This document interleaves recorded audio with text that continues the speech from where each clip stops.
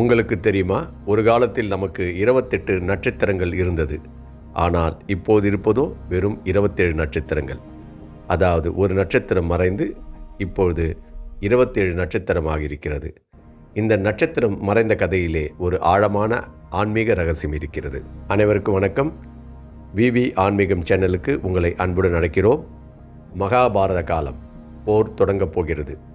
ஜோதிடத்தில் சிறந்து விளங்கிய சகாதேவனை பார்த்து துரியோதனன் நேரடியாக கேட்கிறான், போரை தொடங்க நல்ல நேரத்தை குறித்து கொடு சகாதேவா என்று.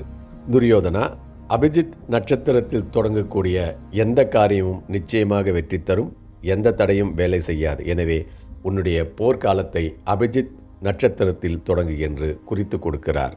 இந்த செய்தி பகவான் கிருஷ்ணரிடம் போகிறது. கிருஷ்ணருக்கு உடனே கவலை, இத்தனை சக்தி தவறான கைகளில் போகக்கூடாது. பகவான் கிருஷ்ணர் அபிஜித் நட்சத்திரத்தை தன்னுடைய மயில் இறகில் மறைத்து வைக்கிறார். போர் முடிந்தது. பாண்டவர்கள் வெற்றி பெற்றார்கள். விவரம் அறிந்த மக்கள் கிருஷ்ணரிடம் சென்று கேட்டார்கள், கிருஷ்ணரே, போர்தான் முடிந்துவிட்டது. சக்தி வாய்ந்த அபிஜித் நட்சத்திரத்தை நீங்கள் மறுபடியும் வானத்தில் தென்படுமாறு செய்துவிடுங்கள் என்று கேட்டார்கள். காலமும் அறிந்த பகவான் கிருஷ்ணர் மக்களை பார்த்து கூறுகிறார், மக்களே, வரப்போகிற கலியுகம் மிகவும் கொடுமையான காலமாகும். கலியுகத்தில் மனிதர்கள் பெரிய பெரிய தவறுகளை செய்ய போகிறார்கள். யுகத்தில் தர்மம் என்பது இரண்டாம் பட்சம்தான். நான் மறைத்து வைத்துள்ள அபிஜித் நட்சத்திரத்தை மறுபடியும் நான் விடுவித்தால், அபிஜித் நட்சத்திரத்தின் சக்தியை அறிந்த மக்கள் தவறானவர் கையில் சென்றுவிட்டால் கண்டிப்பாக மிகப்பெரிய தீங்கு விளையும். மறைந்தது மறைந்தபடியே இருக்கட்டும் என்று கூறுகிறார். ஆனால் மக்களோ அபிஜித் நட்சத்திரம் மறுபடியும் தோன்றுமாறு மிகவும் வேண்டி கேட்டுக்கொண்டார்கள்.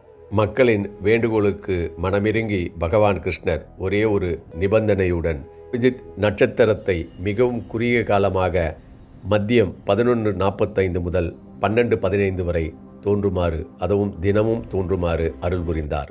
நேரமே அபிஜித் முகூர்த்த நேரம் என்று அழைக்கப்படுகிறது. இருந்துதான் 28 நட்சத்திரம் 27 நட்சத்திரமாக மாறியது. இந்த விவரம் தெரியாதவர்களுக்கு இந்த வீடியோவை பகிருங்கள். வீடியோ பிடித்திருந்தால் லைக் செய்யுங்கள், சப்ஸ்கிரைப் செய்யுங்கள், மறக்காமல் பெல் ஐக்கானை தட்டிவிடுங்கள். நன்றி, வணக்கம்.